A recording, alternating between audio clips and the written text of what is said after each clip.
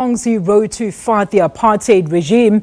And joining us in studio is the people's poet, Baba Mzwakhe Mbuli. Baba, on a sad note, but so good to have you. Good afternoon. It's a pleasure. Thank you for having me. Talk to us about the late icon. I mean, abantu abaningi wouldn't know Ray Phiri, but they knew his music. Talk to us about that.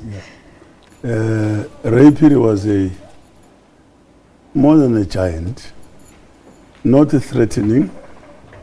He was not gigantic, but fearless and always prepared to tell the truth. He was not intimidated by the so-called might of the previous apartheid regime, with its security branch, police and other machinery. If you want to know him better, I think to those who don't know him will have to revisit his songs. The lyrics that were all relevant. Relevant in the sense that he would hit today, in modern times, he would hit rape, drugs, social ills. The group Stimela became a force to be reckoned in the continent. Yeah. They were prepared to face even the consequences of their beliefs.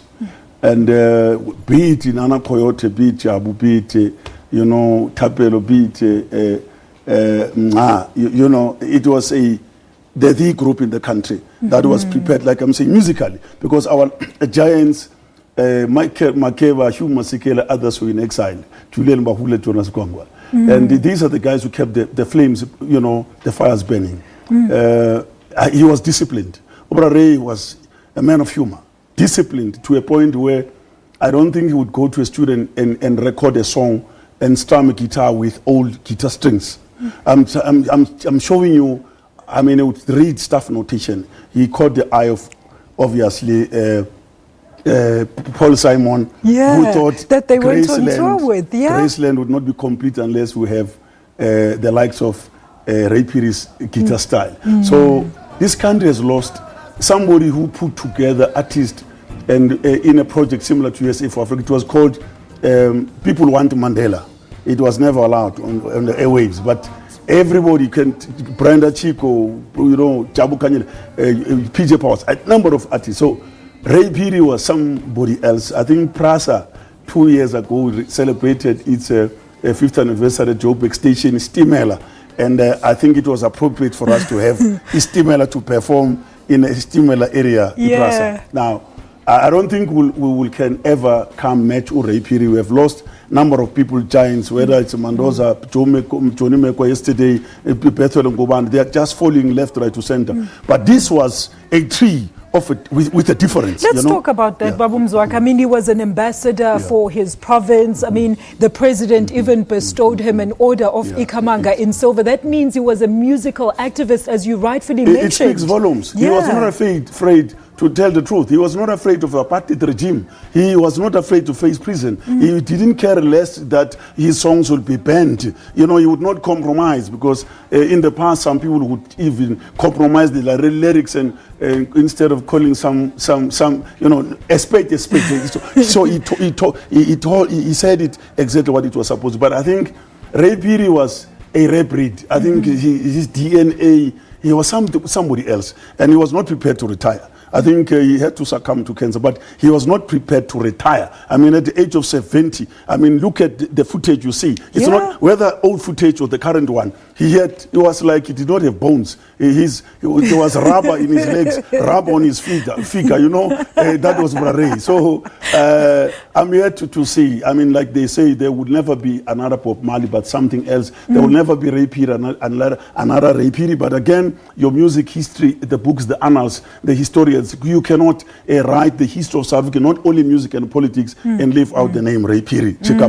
Baba, let's talk about some of your fondest memories of him. We hear people saying that, he would carry his child on his back like the woman would do. I mean, these are some of the things that, are so unbelievable about such what do you call it? He was very, very, very human-like. As I said, humble, I think his other portfolio could have been that of a comedian. And he was eloquent, distinct, unique, too cute for words, Ray he survived 2 fatal road accidents. He lost 2 of his loved ones. I think you should remember that. But when he survived the first fatal one, I think by that time I'm sure Mutse,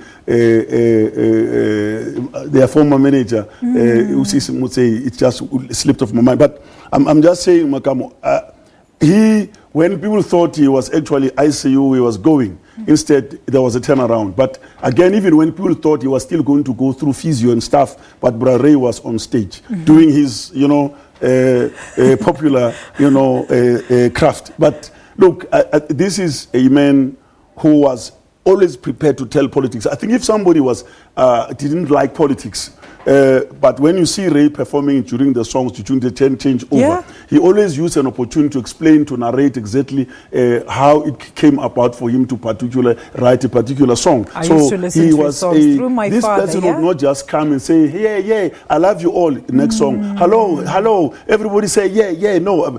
Instead of doing everybody say yeah, he would obviously use an opportunity to perform. We happen to be in the States at some stage, I think even the SOBs. Bra Ray, this is the man who would entertain audiences around the world and speak so fondly about South Africa. He was a freedom lover. He loved liberty. He loved humanity. He was indeed a humanist. May his soul rest in peace. Our deepest condolences to his family. I am not a spokesperson of the family. I represent the music fraternity. We have lost indeed a giant.